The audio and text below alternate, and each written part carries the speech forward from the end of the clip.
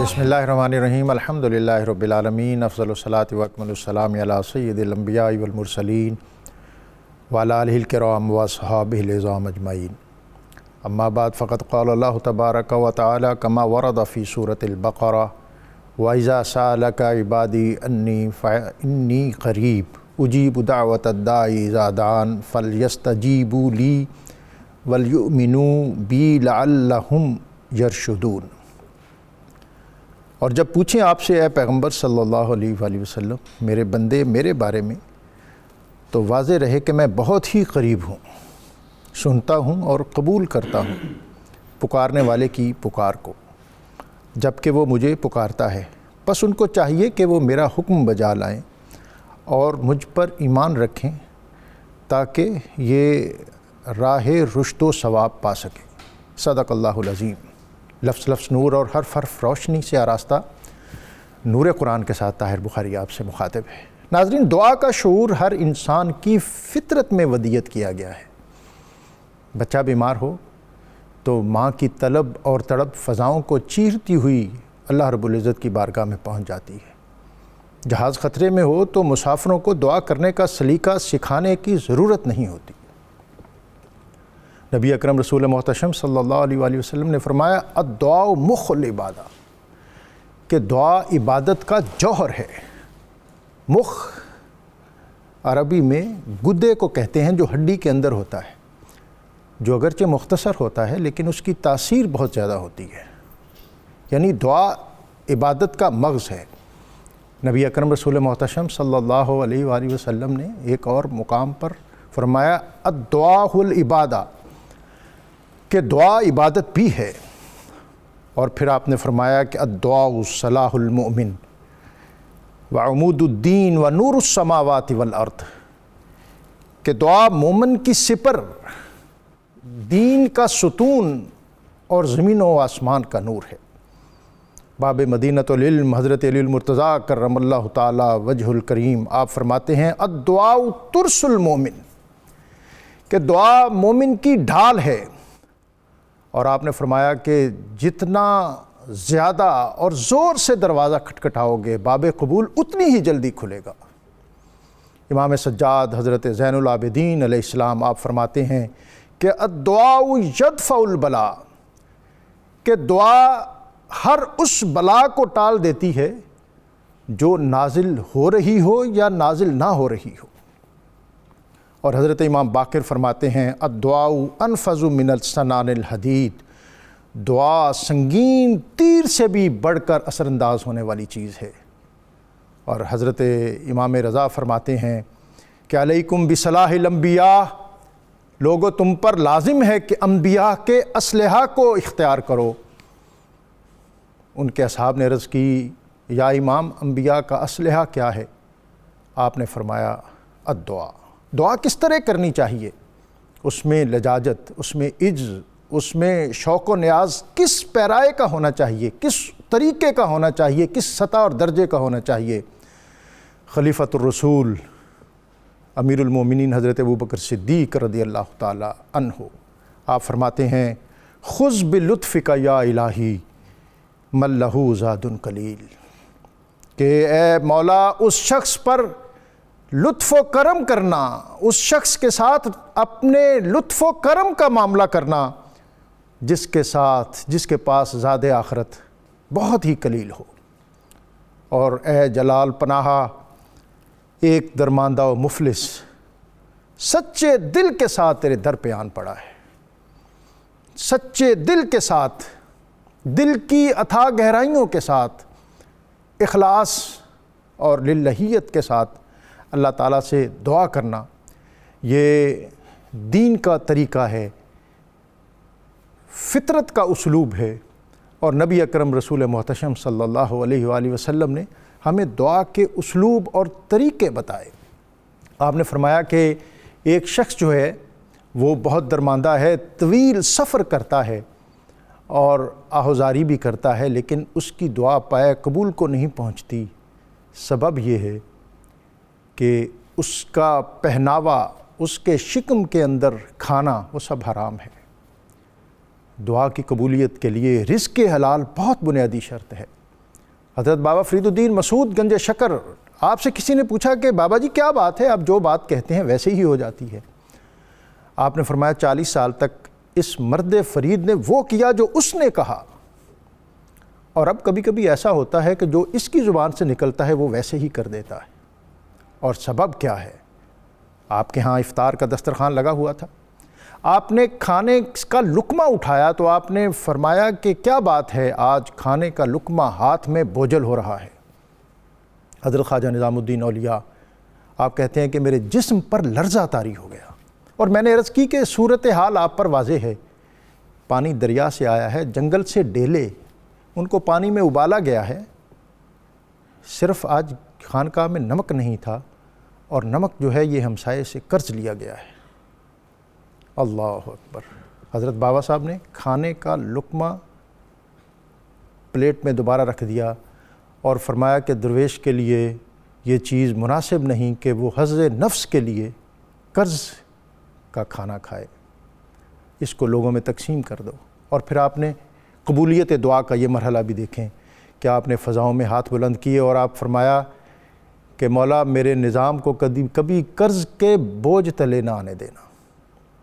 اور پھر تاریخ ہند نے دیکھا، بر صغیر کی تصوف کی تاریخ میں یہ بات عیاں ہے کہ منوں کے حساب سے پیاز کے چھلکے خواجہ نظام الدین اولیاء کے لنگر خانے سے نکلا کرتے تھے۔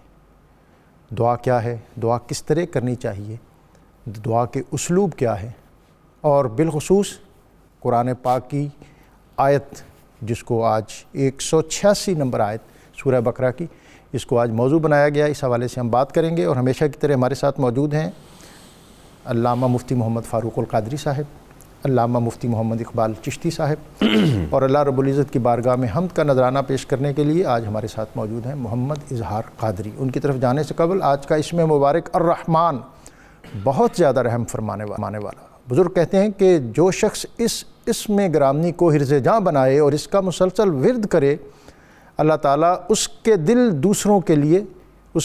دوسروں کے لیے رحم اور نرمی پیدا کر دیتا ہے۔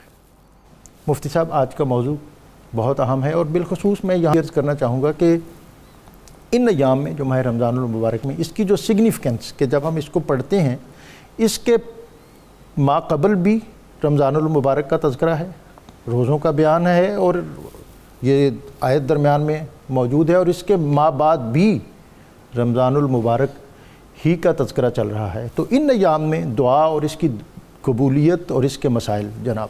بسم اللہ الرحمن الرحیم۔ جیسا کہ آپ ذکر فرما رہے ہیں کہ اس آیت مقدسہ کے قبل اور بعد رمضان المقدس کے احکام ہیں، تو اشارتاً ہم یہ کہہ سکتے ہیں کہ رمضان قبولیت دعا کی گھڑیاں ہیں، سبحان اس لیے اس آیت میں دعا کی ترغیب دلائی گئی ہے۔ سبحان اللہ۔ آیت کے مضمون کو سمجھنے سے قبل ہم اس کے شان نزول کو سمجھ لیں تو آسانی ہوگی۔ دو اس کے شان نزول احادیث پہ موجود ہیں اور مفسرین نے کوٹ کیے ہیں۔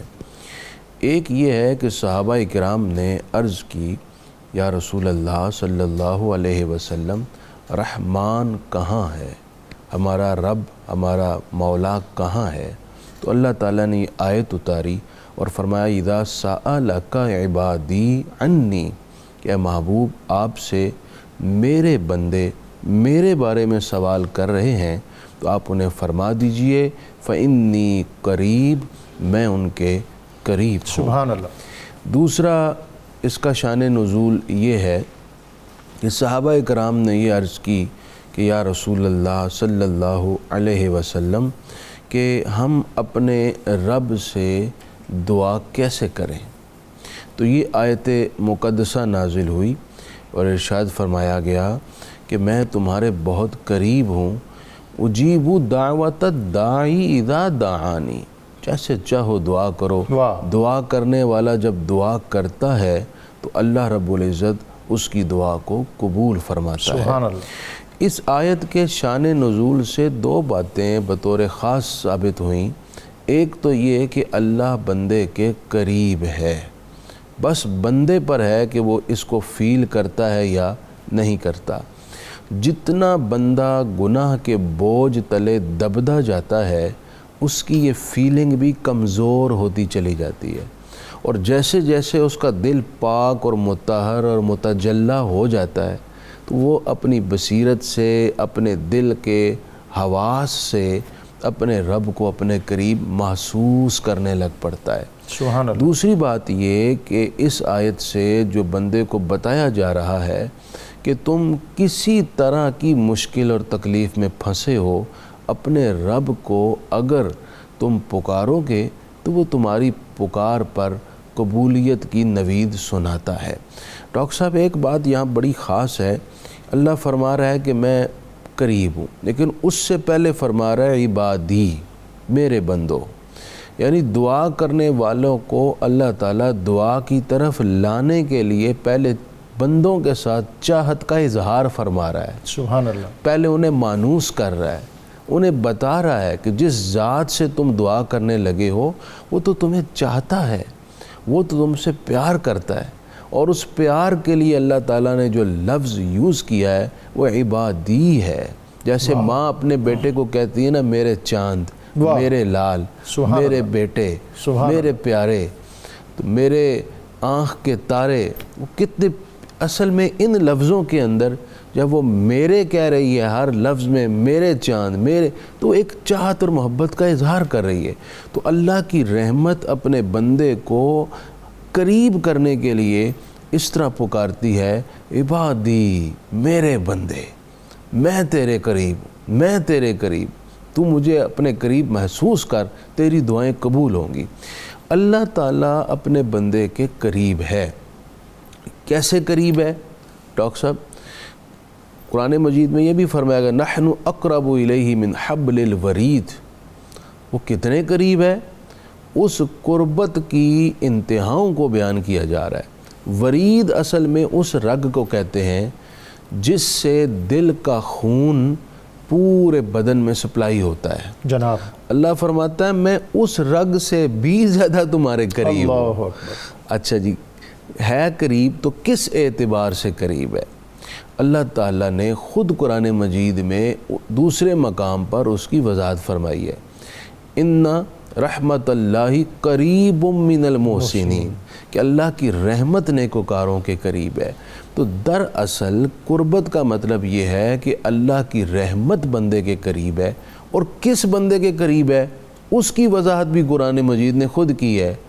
فرمایا نا کہ جاؤ کا، میرے حبیب کے پاس آ جاؤ، فاستغفر اللہ واستغفر لهم الرسول لوجد اللہ توابا رحیما۔ سبحان اللہ۔ جو رحمت والا اور توبہ قبول کرنے والا رب ہے، اس کو تب تم رحمت کرنے والا پاؤ گے جب تم در مصطفیٰ کی طرف رجوع کرو گے۔ جس کا رجوع مصطفیٰ کریم علیہ السلام کی طرف ہے وہ اللہ تعالیٰ کی رحمت کو قریب پائے گا۔ تو اللہ کی رحمت کو قریب پانے کا نسخہ واحدہ یہ ہے کہ بندہ در مصطفیٰ سے جڑ جائے، اس کی ہر دعا قبول ہو۔ سبحان اللہ۔ یہیں سے میں چاہوں گا مفتی صاحب، اور اس آیت کے ضمن میں آپ جو فرمانا چاہیں، بالخصوص میں چاہوں گا کہ اس دعا کے فضائل اور اس کے آداب، اس سے بھی ہمیں آگاہی عطا کیجیے۔ بسم اللہ الرحمن الرحیم۔ بہت خوبصورت گفتگو پہلے آپ نے فرمائی، پھر مفتی صاحب نے فرمائی۔ یہ جو قرآن مجید کی آیت ہے، اللہ فرماتا ہے وَإِذَا سَأَلَكَ عِبَادِي عَنِّي فَإِنِّي قَرِيب۔ اس میں بڑا لطف ہے کہ جب آپ سے میرے بارے میں میرے بندے پوچھیں تو کہہ دیں میں قریب ہوں۔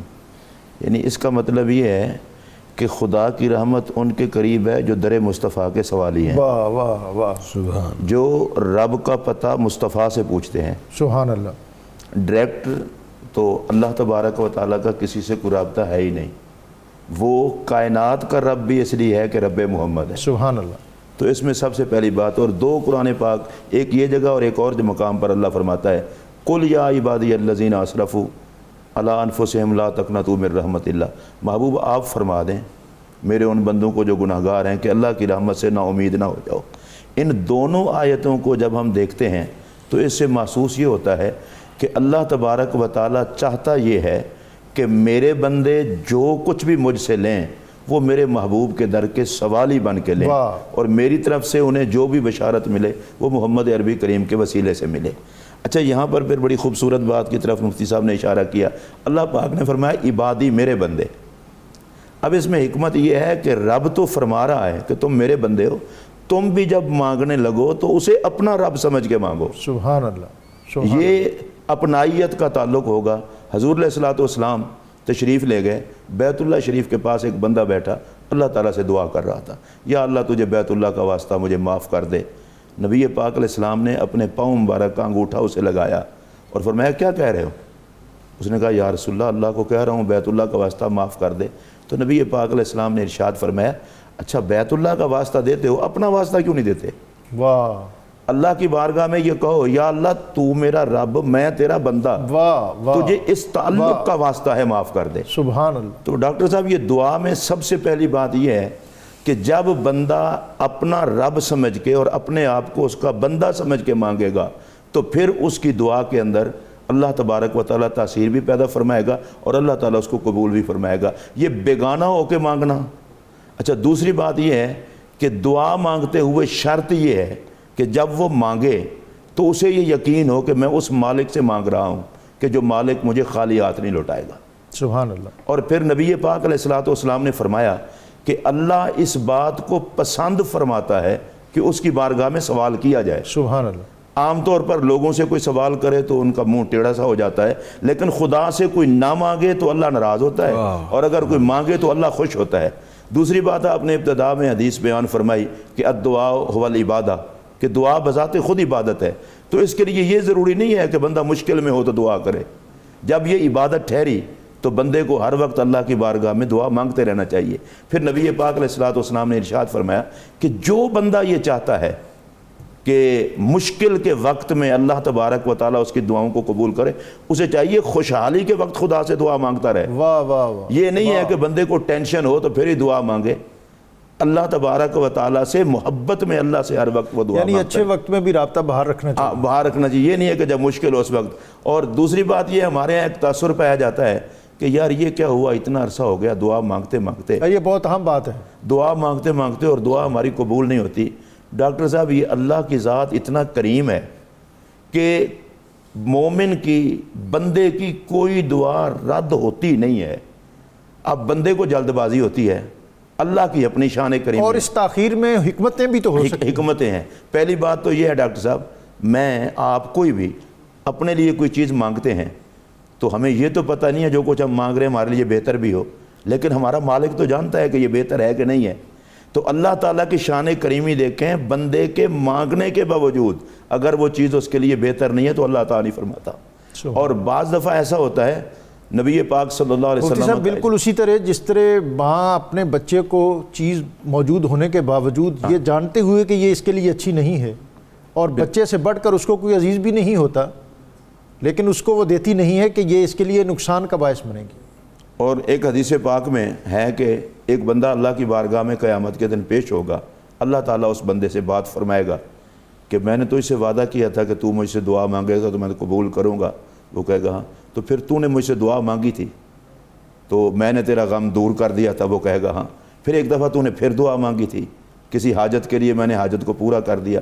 وہ کہے گا ہاں۔ اچھا پھر تو نے ایک مرتبہ مانگے تھی مشکل کشائی کے لیے تو وہ تیرا غم میں نے دور نہیں کیا تھا۔ وہ بندہ کہے گا ہاں۔ پھر حاجت پوری نہیں کی تھی، ہاں۔ تو اللہ فرمائے گا پتہ ہے کیوں نہیں کی تھی؟ یا اللہ تو نے نہیں کی تھی۔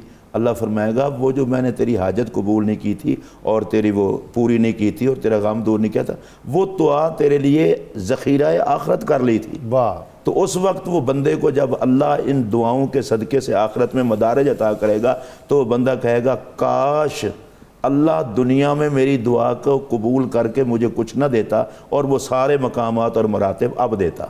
اور مفتی صاحب نے ایک خوبصورت بات کی طرف اشارہ کیا ہے کہ ہمیں رسول اللہ علیہ الصلوۃ والسلام کے وسیلے سے اللہ کی بارگاہ میں درخواست کرنی چاہیے۔ ڈاکٹر صاحب ہم جناب آدم علیہ السلام کی اولاد میں سے ہیں، حضور علیہ السلام کے غلام ہیں۔ حضرت آدم علیہ السلام اللہ کے نبی ہو کر 300 سال روتے رہے، جب اللہ نے بھی ان پر کرم فرمایا۔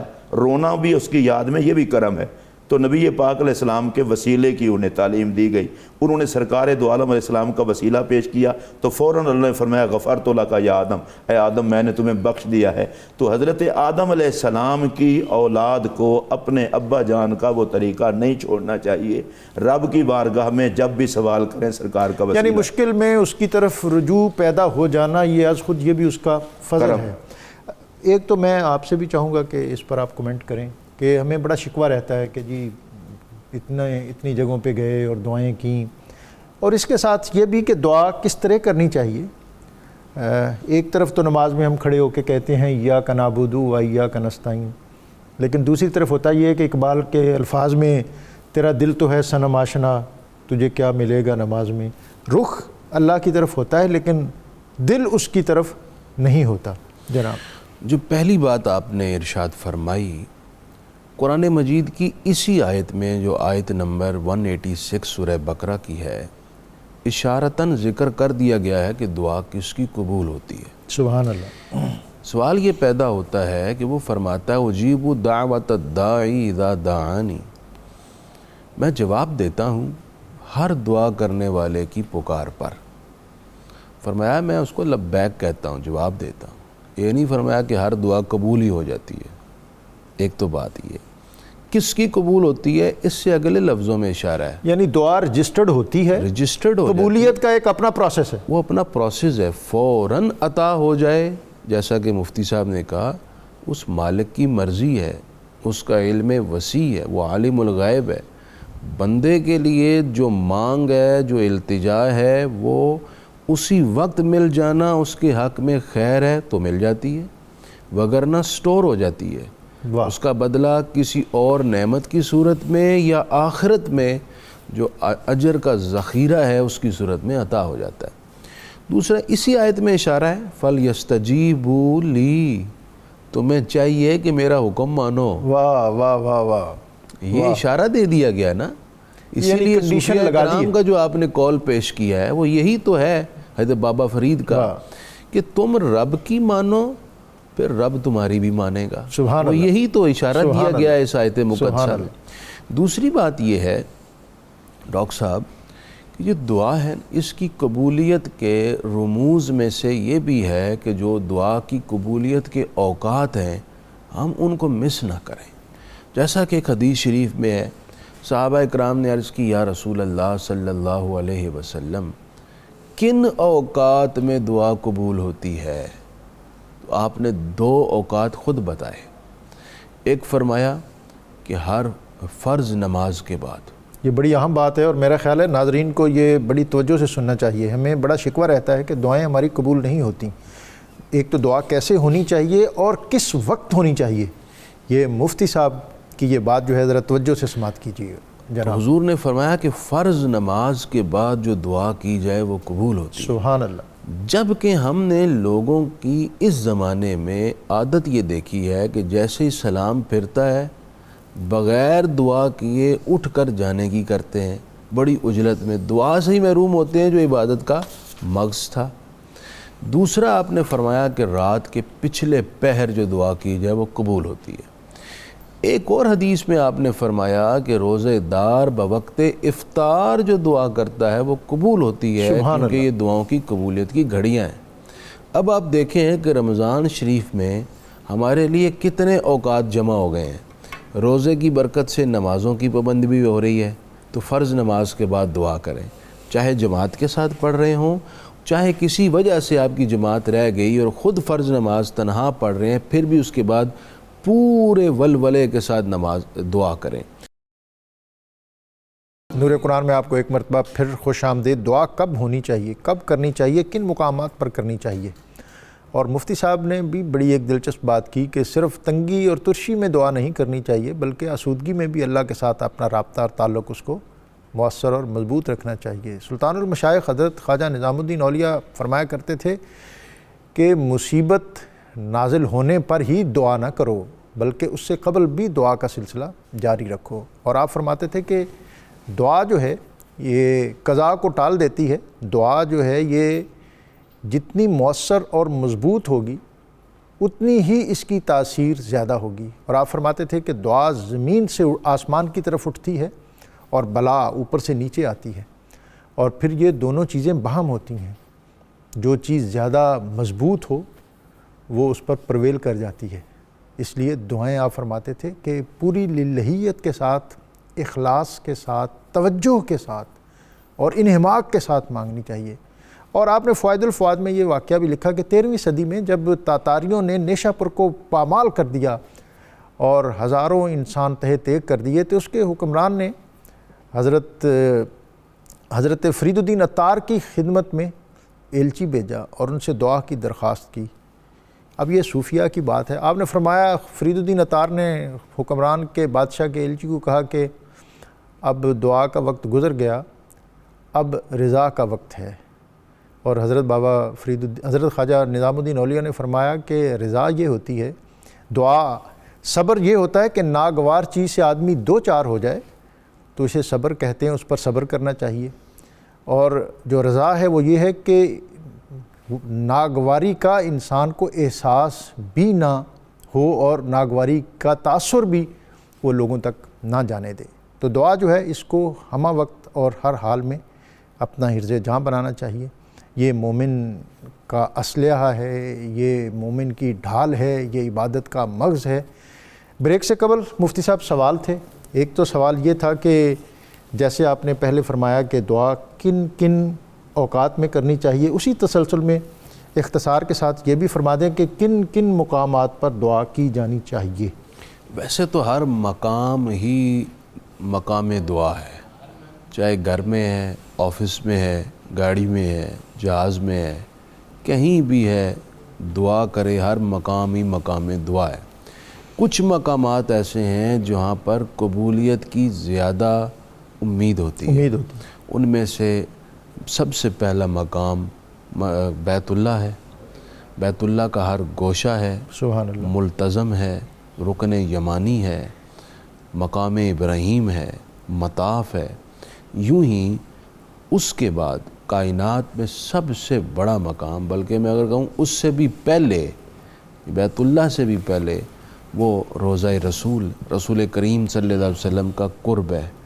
اور اس کے بعد دنیا میں آپ جہاں کہیں دعا کریں، صالحین کے جو مقابر ہیں، مزارات ہیں، وہ رحمت الہی کے مراکز ہوتے ہیں، وہاں دعا کی جائے تو وہ بھی قرب، وہاں انوار و تجلیات ہر وقت برستے ہیں۔ مفتی صاحب ایک یہ بھی کالر نے سوال پوچھا، دو کالر کے سوال یہی تھے، جس کا خلاصہ یہی تھا کہ ڈائریکٹ دعا مانگنی چاہیے، اگرچہ جزوی طور پر آپ نے اس پہ بات کی، لیکن اب جو ہمیں فیڈ بیک آ رہا ہے اس کے مطابق یہ ہے کہ اس پر تھوڑی تفصیل درکار ہے، اور کیا اس کے لیے وسیلہ اور کن کن کا وسیلہ۔ نبی اکرم صلی اللہ علیہ وسلم تشریف فرما تھے، ایک آدمی آیا، اس نے نماز پڑھی اور نماز کے فوراً بعد اس نے دعا کی کہ یا اللہ مجھے بخش دے، مجھ پر رحم فرما۔ سرکار دو عالم علیہ السلام نے فرمایا کہ تو نے بہت جلدی کی ہے، تو بیٹھتا، اللہ کا ذکر کرتا، مجھ پر درود شریف پڑھتا۔ وہ چلا گیا۔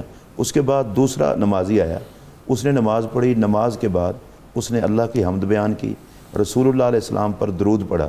نبی پاک علیہ السلام نے فرمایا کہ اب دعا مانگ، تیری دعا قبول۔ واہ سبحان اللہ۔ رسول حدیث پاک میں ہے کہ جس دعا کے اول و آخر میں درود شریف نہ پڑھا جائے وہ دعا لٹکا دی جاتی ہے۔ جس دعا کے اول اور آخر میں درود شریف نہ پڑھا جائے وہ دعا لٹکا دی معلق رہتی ہے، معلق رہتی ہے، اوپر نہیں اٹھتی۔ ہاں جی۔ اب بندے نے اللہ سے دعا مانگی اور رب نے وہ دعا لٹکا دی۔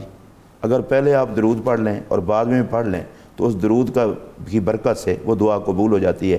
اس کا مطلب یہ ہے، رب چاہتا یہ ہے کہ جس کی وجہ سے تم نے مجھے رب مانا ہے، میری بارگاہ میں درخواست کرنی ہو تو محمد عربی کریم پر درود پڑھ کے مجھ سے درخواست کرو۔ جو وہاں سے، جو کیا وہ شعر ہے جی، جو وہاں سے ہو یہیں آ کے ہو، بخدا خدا کا یہی ہے در، نہیں اور کوئی مفر مکر، جو وہاں سے ہو یہیں آ کے ہو، جو یہاں نہیں تو وہاں نہیں۔ نبی اکرم صلی اللہ علیہ وسلم کی بارگاہ میں ایک نابینا صحابی حاضر ہوتے ہیں اور عرض کرتے ہیں یا رسول اللہ صلی اللہ علیہ وسلم مجھے آنکھیں چاہیے۔ اب نبی پاک اس بات پر بھی اللہ نے ان کو طاقت دی تھی، اگر وہ چاہتے تو آنکھوں پر ہاتھ پھیر دیتے، بینا ہو جاتے، لیکن نبی پاک علیہ السلام نے انہیں دعا سکھائی، کہا کہ جاؤ وضو کرو، نفل پڑھو اور اس کے بعد یہ دعا کرو کہ یا اللہ میں تیری بارگاہ کی طرف متوجہ ہوتا ہوں اور محمد عربی کریم صلی اللہ علیہ وسلم کے وسیلے سے تو اسے سوال کرتا ہوں میری حاجت کو پورا کر دے۔ انہوں نے یہ دعا کی اور اللہ نے انہیں آنکھوں کی بینائی عطا فرما دی۔ تو یہ وسیلہ نبی پاک علیہ السلام نے خود سکھایا ہے۔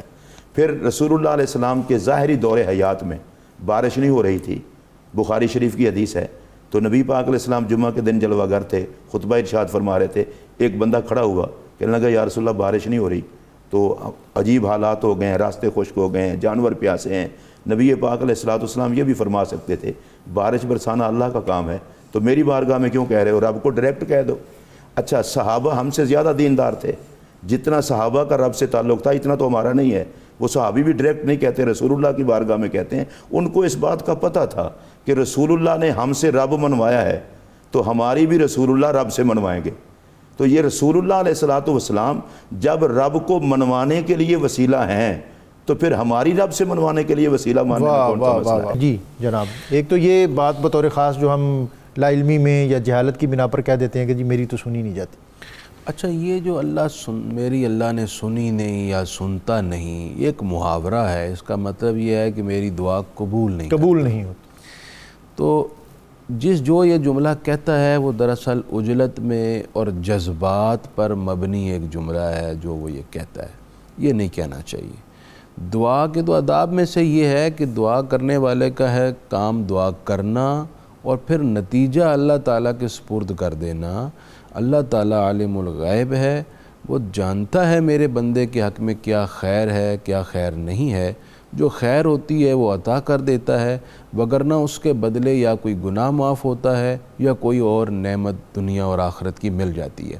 اگلا جواب دینے سے پہلے میں ایک حدیث کوٹ کرنا چاہ رہا ہوں، جامع ترمذی کی، یہ تمام ناظرین کے لیے تحفہ ہے۔ جناب، نبی کریم صلی اللہ علیہ وسلم نے ارشاد فرمایا کہ جب کوئی بندہ 3 مرتبہ کہتا ہے کہ اے اللہ مجھے جنت دے دے، اللہ اکبر، 3 مرتبہ، اے اللہ مجھے جنت دے، سبحان اللہ، اے اللہ مجھے جنت دے دے، تو جنت رپلائی کرتی ہے، واہ، کہتی ہے کہ اے اللہ یہ جنت مانگ رہا ہے تو اسے مجھے عطا کر دے۔ واہ واہ واہ واہ۔ پھر بندہ کہتا ہے اے اللہ مجھے جہنم سے پناہ دے دے، 3 مرتبہ کہتا ہے، تو جہنم رپلائی کرتے ہوئے اللہ اکبر، اس بندے کی طرف سے اللہ تعالیٰ کی بارگاہ میں کہتی ہے مالک یہ مجھ سے پناہ چاہتا ہے تو اسے پناہ دے دے۔ یوں اس بندے کو جنت اور جہنم کی طرف سے ایک خاص اللہ تعالیٰ کے حضور دعا کی سعادت مل جاتی ہے۔ کاش ہماری دعاؤں میں جنت کی طلب بھی ہو اور جہنم سے بچنے کی التجا بھی ہو۔ یہ ہماری دعائیں تو ہیں ہی، اور مفتی صاحب جی یہ آپ نے ایک حساس نقطہ پیش کر دیا ہے، ہماری دعاؤں میں ہے کیا سوائے اس کے کہ فلاں نعمت مل جائے، فلاں بیماری دور ہو، تیسری دعا فلاں کاروبار میں اتنا نفع ہو جائے، اس سال اتنا تھا اگلے سال تک اتنا ہو جائے۔ ایک اور میں اسی طرح کا ایک نسخہ بتا کے پھر آگے چلتا ہوں۔ ایک حدیث شریف میں ہے، بندہ کہتا ہے یا ارحم الراحمین، یہ خاص لفظ ہیں، یہ کیز ہیں قبولیت کی۔ ناظرین یہ بہت عام بات ہے کہ دعا، اب یہ پھر وہی بات آ گئی کہ کس طرح اس کی بارگاہ میں اپنے آپ کو سبمٹ کریں، پیش کریں، اور اس کے لیے جو مسنون الفاظ اور دعائیں اور طریقہ وہ مفتی صاحب آپ کو بتا رہے ہیں۔ تو بندہ کہتا ہے یا ارحم الراحمین، سرکار فرماتے ہیں کہ ایک فرشتہ اس کے قریب آ جاتا ہے۔ واہ۔ پھر بندہ کہتا ہے یا ارحم الراحمین، فرشتہ اس کے بالکل قریب آ جاتا ہے۔ سبحان اللہ۔ پھر تیسری مرتبہ بندہ کہتا ہے یا ارحم الراحمین، فرشتہ اس بندے سے کلام کرتے ہوئے کہتا ہے بندہ خدا اب مانگ بھی لے، واہ واہ واہ، اللہ تعالیٰ تیری دعا قبول کر لے گا، اس کی رحمت تیرا انتظار کر رہی ہے۔ سبحان اللہ، سبحان اللہ۔ فرشتہ اس کی دعا پر آمین کہنے کے لیے اور اسے مزید موٹیویٹ کرنے اور برانگیختہ کرنے کے لیے اس کے قریب آ جاتا ہے۔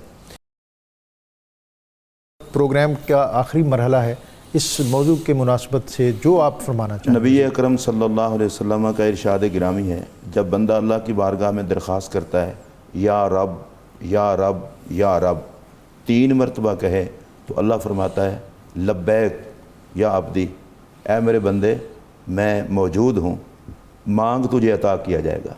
واہ۔ یعنی 3 مرتبہ پکارنے سے۔ اور دوسری نبی پاک علیہ السلام نے فرمایا لا الہ الا انت سبحانک انی کنت من الظالمین، تو یہ جو بندہ پڑھتا ہے اللہ اس دعا کو رد نہیں کرتا۔ مجھے حدیث پاک یاد آ رہی ہے کہ حضرت سیدہ فاطمہ بنت اسد سلام اللہ علیہا، ان کو قبر انور میں دفن فرمانے کے بعد سرکار نے ان پر کئی کرم نوازیاں فرمائیں۔ ایک تو ان کی لاحد میں سرکار خود لیٹے تاکہ قبر کے اندر انہیں کشادگی نصیب ہو، پھر نبی پاک علیہ السلام نے انہیں کرتا عطا فرمایا اور اس میں حکمت یہ تھی کہ انہیں جنت کا لباس عطا کیا جائے۔ تیسری بات جو نبی پاک علیہ السلام نے وہاں کی دعا کی، اللہم اغفر لأمی فاطمہ بنت اسد، اے اللہ میری امی فاطمہ بنت اسد کی مغفرت فرما، بے حق نبی کا، تجھے تیرے نبی کا واسطہ، یعنی میرا اپنا واسطہ، والانبیاء الذین من قبلی، اور ان نبیوں کا واسطہ جو مجھ سے پہلے آ چکے ہیں۔ ڈاکٹر صاحب وہ انبیاء کرام وصال فرما چکے ہیں اور نبی پاک علیہ السلام خود ان کا وسیلہ پیش فرما رہے ہیں، تو یہ امت کو درس ہے کہ میں جب سابقہ انبیاء جو وصال فرما چکے ہیں ان کا وسیلہ دے رہا ہوں تو تم کس سے جواز نہ پوچھتے پھرنا، انبیاء وصال بھی فرما چکے ہوں تب بھی ان کا وسیلہ جائز ہے۔ اور دوسری بات میں یہ بھی کر دوں کہ رسول اللہ علیہ السلام نے جہان بدلا ہے، ان کی حیات میں کوئی فرق نہیں آیا۔ رسول اللہ علیہ السلام کو جو زندہ نہیں مانتا وہ اپنے ایمان کو دفن کر رہا ہے۔ نبی پاک علیہ السلام کو زندہ ماننا یہ ضروری ہے، ایمان کے لیے ضروری ہے، تو آقا کریم علیہ السلام کا وسیلہ پیش کیا جا سکتا ہے۔ اور ایک بات اور کہ اور کس کس کا وسیلہ پیش کیا جا سکتا ہے، حضرت سیدنا فاروق اعظم رضی اللہ تعالیٰ عنہ نے بارش کی طلب کے لیے حضرت عباس کا وسیلہ پیش کیا۔ واہ سبحان اللہ۔ اور اس کا مطلب یہ نہیں تھا کہ وہ حضور کا نہیں، حضرت عمر کو پتہ تھا، اتقوا فراست المومن، انہوں نے حضرت عباس کا وسیلہ پیش کیا۔ اور آخری بات یہ کرتا ہوں کہ حضرت سری سکتی کو حضرت معروف کرخی نے فرمایا تھا کہ جب تو نے خدا سے کچھ مانگنا ہو تو اللہ کی بارگاہ میں میرا نام لے دیا کرو، واہ اللہ تمہاری کسی درخواست کو رد نہیں کرے واہ گا۔ واہ واہ۔ تو جس طرح نیک اعمال کے وسیلے سے دعا کی جا سکتی ہے، اس طرح پاکان امت، صحابہ کرام، اہل بیت اطہار، اولیاء امت اور رسول اللہ کا وسیلہ تو تمام وسیلوں سے بڑا وسیلہ ہے، پیش کر کے دعا کی جاتی ہے۔ لیکن بہت بنیادی بات ناظرین وہ یہ ہے کہ دعا جو ہے وہ بعض اوقات ہم رسماً اس انداز میں پڑھتے ہیں کہ ہمارے قلب و نظر کو اس کا شعور ہی نہیں ہوتا، صرف زبان سے رٹے رٹائے جملے ہم ادا کر دیتے ہیں، اس کی بھی اپنی ویلیو ہوگی۔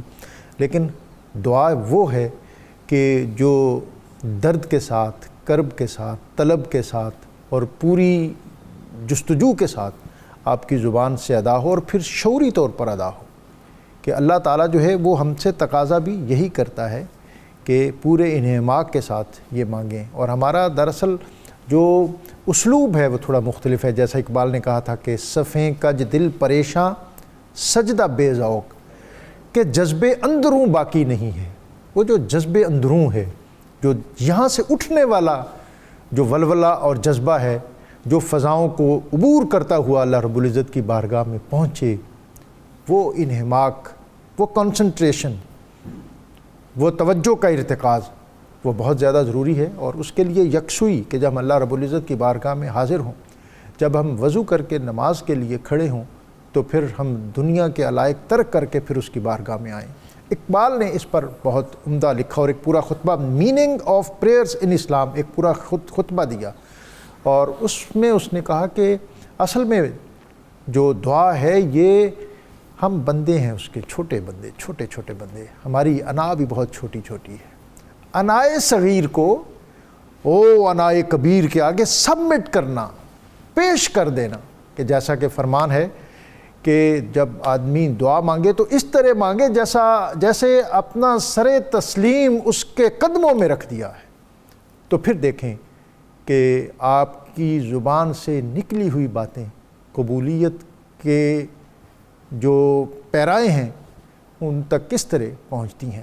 اور اقبال نے اسی مقام پر کہا تھا کہ افلاک سے آتا ہے نالوں کا جواب آخر، اٹھتے ہیں حجاب آخر، ہوتے ہیں خطاب آخر۔ اور اس نے یہ بھی کہا تھا کہ جیسے اس نے انائے کبیر اور انائے صغیر کا جب اس نے فلسفہ پیش کیا تو پھر اس نے یہ شعر بھی کہا تھا کہ تو ہے محیط بے کراں، میں ہوں ذرا سی آبجو، یا مجھے ہم کنار کر یا مجھے بے کنار کر۔ آج کے اس اہم موضوع پر ہمارے علماء نے بہت بسیط انداز میں آج گفتگو کی۔ میں بالکل حسب عادت میں ایک بات پھر رہ گئی ہے وہ میں کروں گا، اس لیے کہ ایک کالر نے پوچھا تھا جنازے کے بعد دعا مانگنی چاہیے یا نہیں، تو یہ چونکہ بہت سارے لوگ سن رہے ہوتے ہیں، رسول اللہ علیہ السلام کا ارشاد ہے اذا صلیتم علی المیت فاخلصوا لہ الدعاء، جب میت پر نماز پڑھ کے فارغ ہو چکو تو خلوص کے ساتھ اس کے لیے تو دعا کرو۔ خلوص کے ساتھ دعا اس کے لیے دعا کرنی چاہیے۔ ظاہر ہے اس تعلق کا اور وہاں پہنچنے کا تقاضا بھی یہی ہوتا ہے۔ آج کا وظیفہ آیت الکرسی، جو شخص رات کو سوتے ہوئے آیت الکرسی کو پڑھے، اللہ تعالیٰ اس کو ہر طرح کی آفات و بلیات سے محفوظ رکھتا ہے۔ اپنے مہمانوں کے شکریہ کے ساتھ اظہار قادری ان سے درخواست ہے کہ حمد باری تعالیٰ کا نذرانہ پیش کریں۔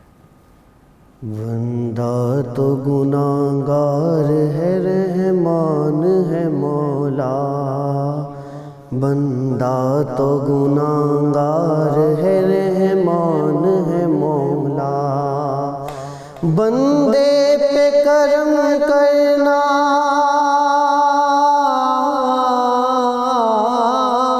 بندے پہ کرم کرنا تیری شان ہے مولا، بندہ تو گناہگار ہے، رحمان ہے مولا، مایوس نہ ہو رحمت باری کو بتا دے، مایوس نہ رحمت باری کو بتا دے، اللہ کے دربار میں سر اپنا جھکا دے، پھر دیکھ تیرا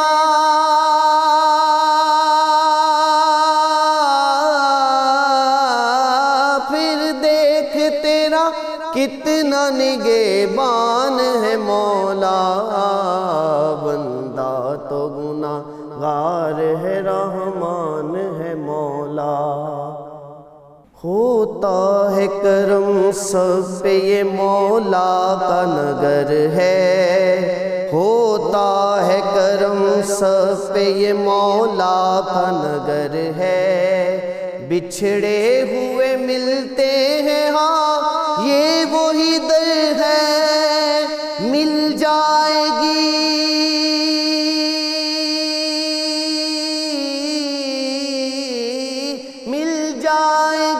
منزل، میرا ایمان ہے مولا، بندہ تو گناہگار ہے، رحمان ہے مولا، تو رحمان ہے مولا، تیری شان ہے مولا۔